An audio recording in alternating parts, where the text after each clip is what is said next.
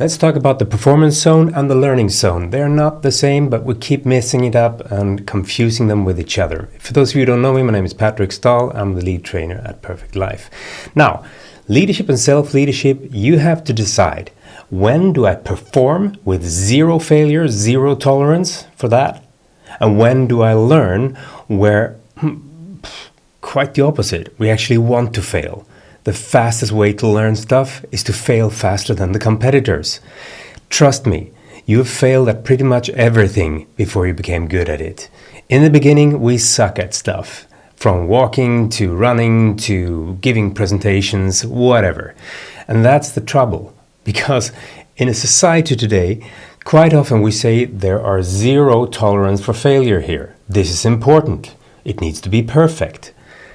But it doesn't always. And that's where Amy Edmondson's thoughts about performance zone versus a learning zone comes in very handy. It goes like this. There are situations when you should just perform. You should accept zero failures. There should be no experimentation. It should just be perfect.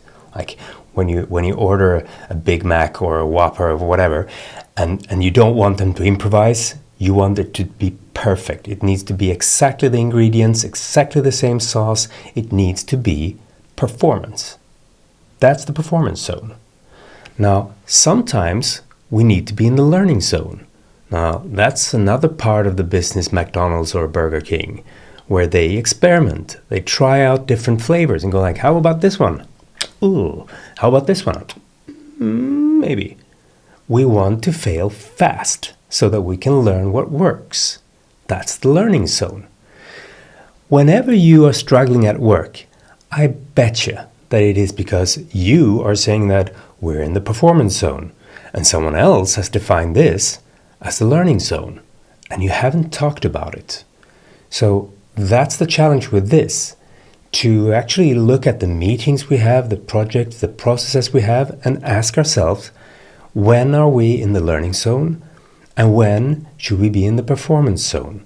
Because one of them encourages mistakes and the other tries to minimize mistakes. So, I hope that's useful for you. See you soon.